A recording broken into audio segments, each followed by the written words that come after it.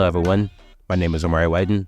I am a sophomore, computer science, Chinese studies, double major from West Virginia, and this is the More Conversations podcast. And today I am here with Professor Rodney Walker. All right, man. It's good to see you. Good to be here with you today. Nice meeting you as well. All right. So do you have any personal experience with the correctional justice system? Absolutely. Let me start off by saying that this opportunity to work with the Higher Education and Prisons program at Morehouse College through the Andrew Young Center for Global Leadership with Professor Kipton Jensen and Dr. Justin McClinton, came about more as a happenstance. I had already been involved in social justice work and entrepreneurship work. So when I approached Dr. Jensen about the possibility of teaching entrepreneurship at Metro Reentry, it was a no-brainer. But my personal relationship with, the criminal justice system is very subtle.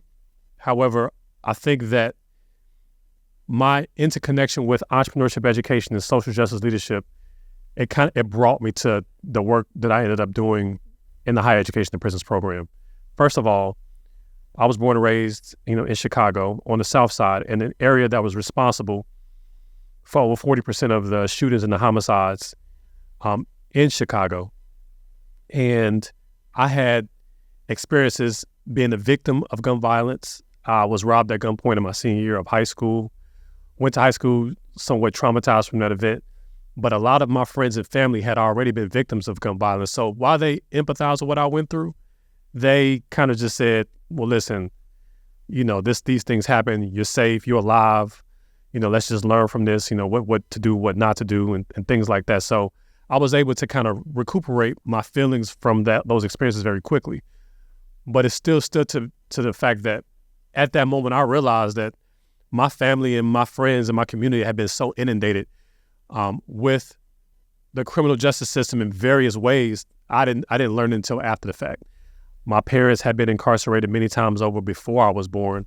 And then while I was, my early childhood experiences, they were dealt with incarceration on many different levels. They had relatives who were incarcerated. My siblings were incarcerated all while I was growing up, many of them. And while I didn't personally have any long periods of time in jail, I went to prison one time early in my life, but I was out the next day. I didn't understand the gravity of just how interconnected the criminal justice system was with my family until years later. And not just with going into prison for different things, but my family's encounter with law enforcement, my community's involvement with legislation around criminal justice reform, how I have friends who were constantly stopped and frisked on the street, and different things that I saw in my neighborhood that were a reflection of how police oriented themselves to my neighborhood was pretty profound. So coming to Morehouse College, and just being a student, I would get calls back home saying, I don't want you to worry about anything, but do you remember who you went to school with, and you had that class with in your senior year? Well, he was just gunned down yesterday, and he lost his life. I would get calls like that at Morehouse College. I can remember it, and it was pretty regular. So I will say my experience in my relationship with criminal justice has really changed and evolved over the years. So by the time I got a chance to do this work, I was able to really reap the benefits of those lived experiences. So when I was talking to incarcerated youth in prison and working with the population at Metro Reentry, it was pretty organic and it was pretty real. So we had a lot of good experiences being able to do the work together because of those shared experiences that I had growing up in Chicago and obviously my work at Morehouse and beyond. So that's my experiences. What about you?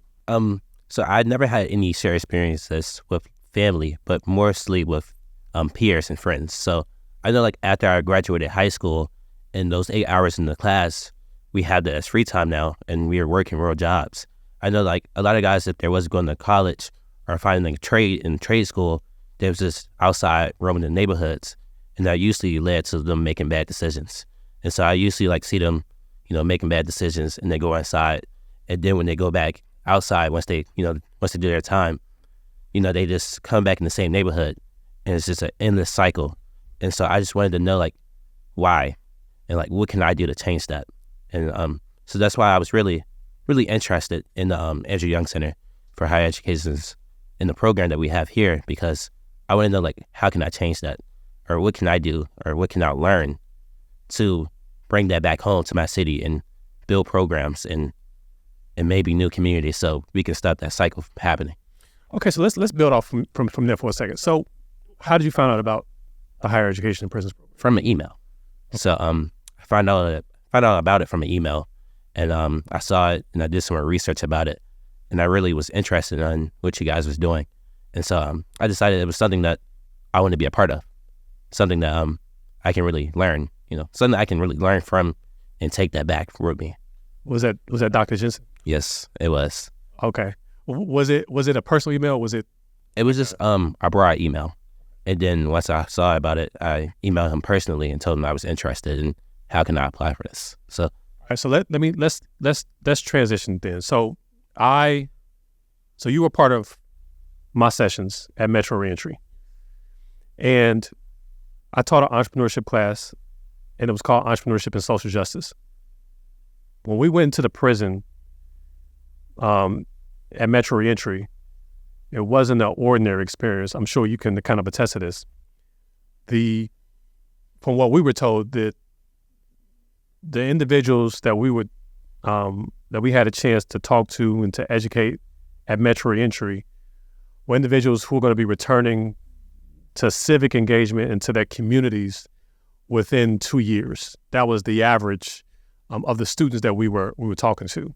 So while they, were incarcerated for various things, they had this anticipation of, okay, well, first of all, they actually had a joy of learning. So they were there really anticipating what we were talking about.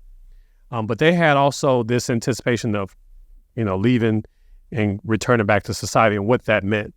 So the class took on a very profound meaning for them, because they wanted to take classes that could really be substantive in teaching them how they can orient themselves to the very best part of society after having been gone for an extended period of time.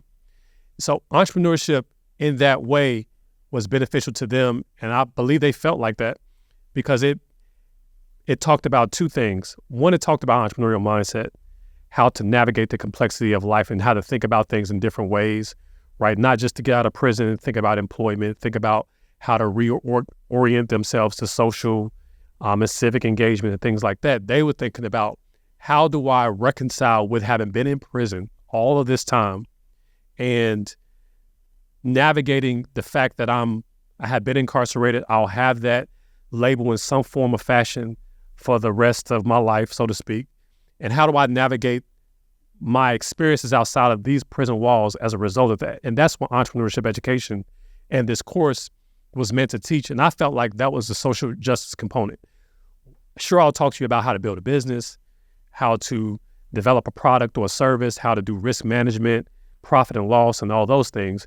But I wanted to make it more personal to their lived experiences, right? So it was more about, okay, we talk about a mission statement for a business as a product or service, but how do we reorient your mission statement to be able to deal with and navigate life outside of prison?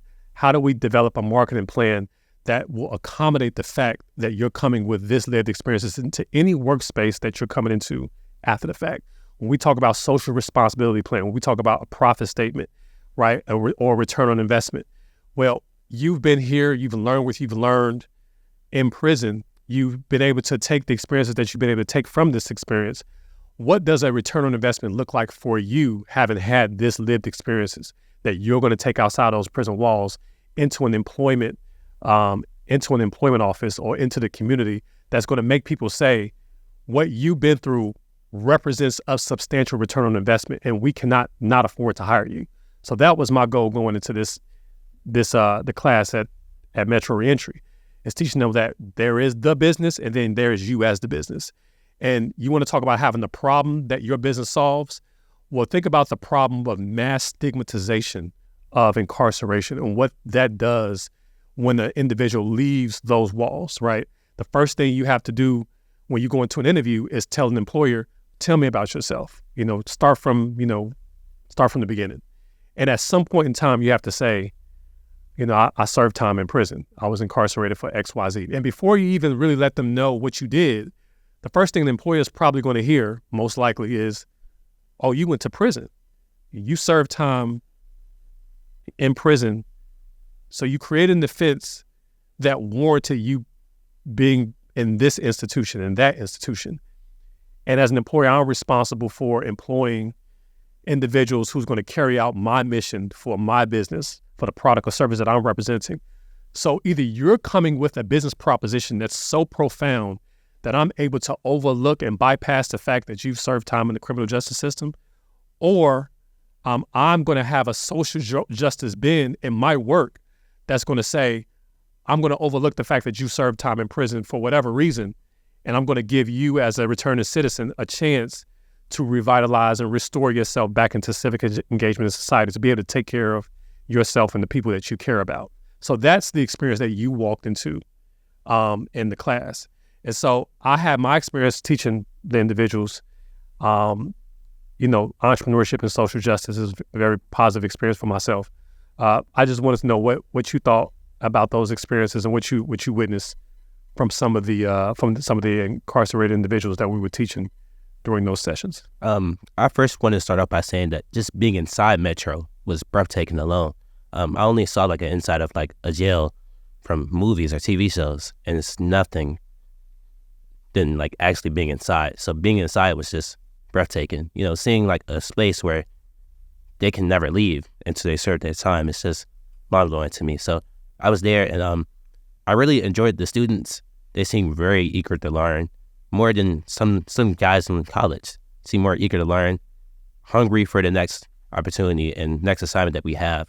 And it was really nice hearing the guys' goals and plans and what they had planned, what they wanted to do when they get out. So it was very nice to see and hear that and see that they're people too.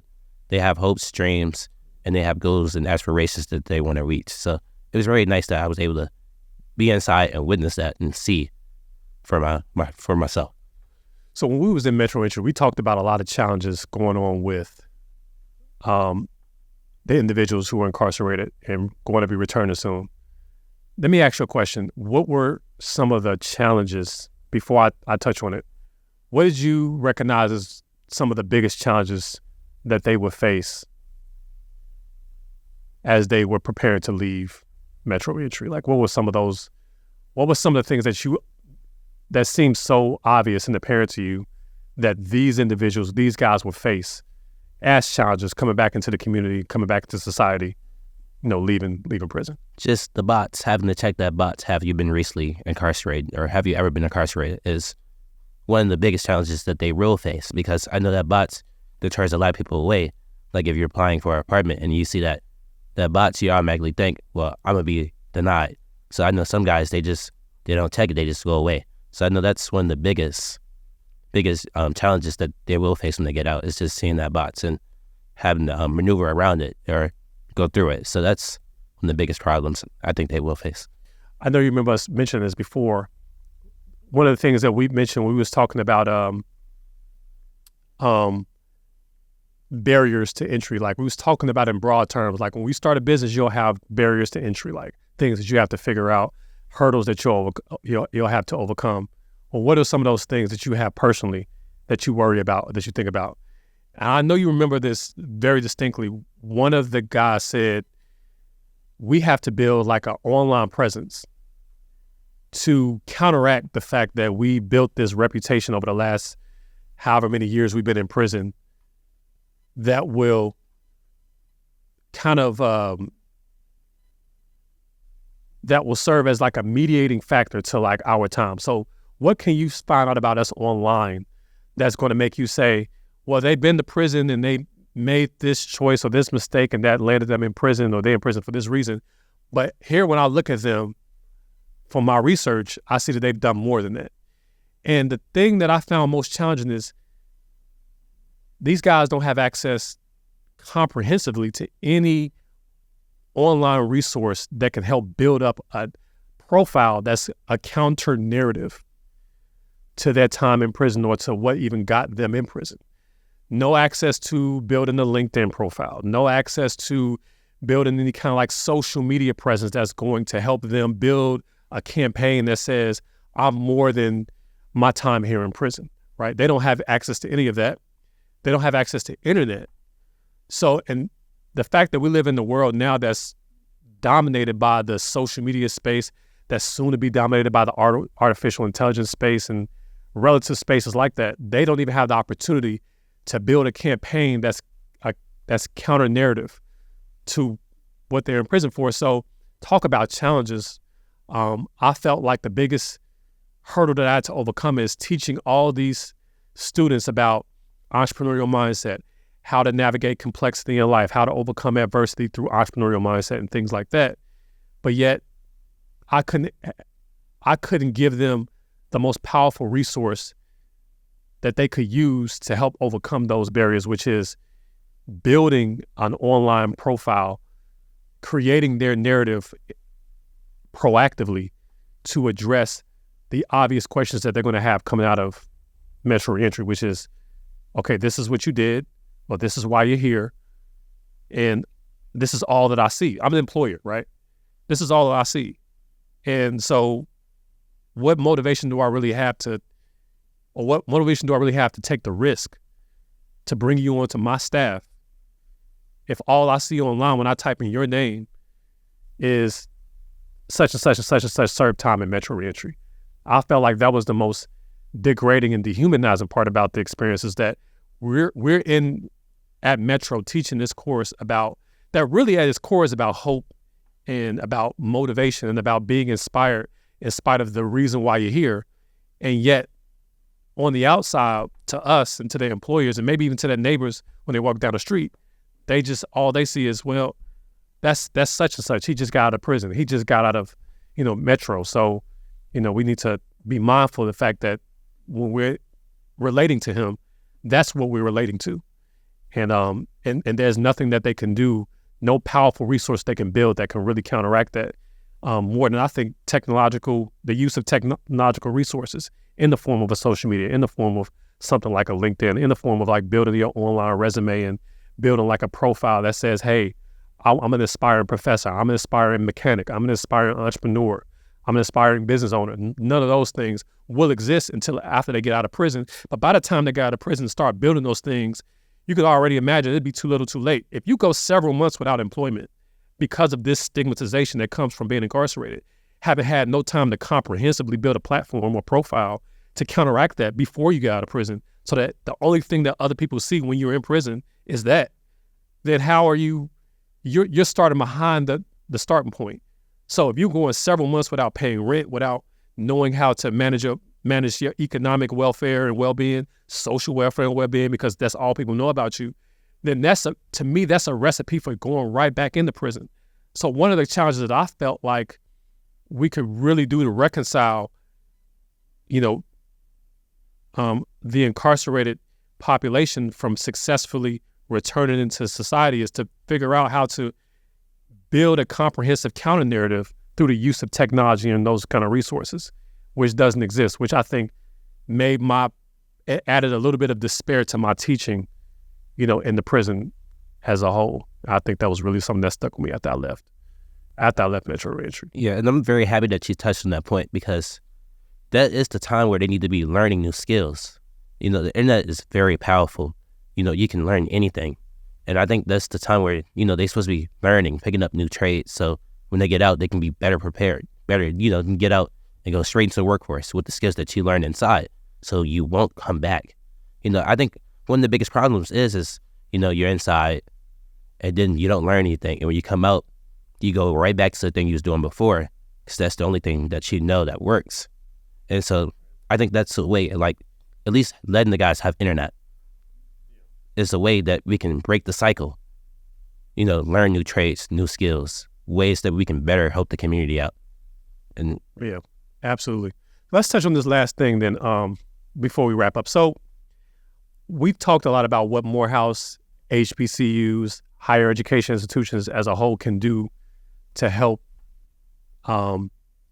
restore that hope and build that social justice component with the incarcerated population coming back into society. So won't you let me know, like, what do you think is something that Morehouse, institutions like Morehouse can do to help returning citizens really reintegrate back into society? Like, what can we do as an institution to help move along and have that movement be positive and successful now and in the future? I think mostly just having more conversations. Like, I know this topic is very sensitive, and I think if we had guys walking around talking about what they went through or what their friends went through on campus and how they want the system to improve, we can change a lot. I think Morehouse is very powerful. Just being a powerful HBCU in Atlanta right here, I know when I go inside, the guys are happy to see somebody from Morehouse College being in there. And I think if we just have more students around campus just talking about their experience and what do they want to change, then we can really get a lot done and change the way the system is here in Atlanta. Yeah, I agree. And I'll wrap it up by saying that I think that if we can, again, open up spaces for conversation for returning citizens, offer them a platform here at Morehouse College to be able to express kind of their lived experiences so that not just students at Morehouse College, but the community can help understand their perspective, then it can give them their humanity back. Because I think a lot of what incarceration does is it strips you of your humanity. That's that's said in so many different ways by so many different individuals. So we can help them regain and take control of their humanity by opening up those spaces. But the other thing, and that really spoke to my work at Metro Reentry, is we need to really influence and infiltrate our education spaces to teach entrepreneurship education in a very comprehensive way. Is to know that you can't just expect, depending on your situation and circumstances, to come out of prison and get a 9-to-5 job and do business as usual, just because of that, this stamp that happens when you go into prison and come out. It's so profound, and the gravity is so real that it's just not realistic to think that everyone who's coming out is just going to get a regular job and just live their life. It happens, but it's so hard. You need entrepreneurial mindset to figure out how you're going to be able to leverage your lived experiences, leverage the things that you've been through and the decisions that you made prior to prison and even while you're in prison to give you a competitive advantage going back into civic engagement and into society. Because the last thing you want to do is to try to live life the same way before prison, after prison, and think that, and you're going to be really disappointed. So what we can do is really introduce entrepreneurialism in a very radical way that's going to help them to navigate what life looks like after that in the way that they can make them more successful, because there's a million ways to solve a million problems, and we need to be introducing those things in a very positive and proactive way. Well, I'm very excited that we had this conversation today. I appreciate you for having me. Once again, this is the More Conversations podcast. Thank you for listening.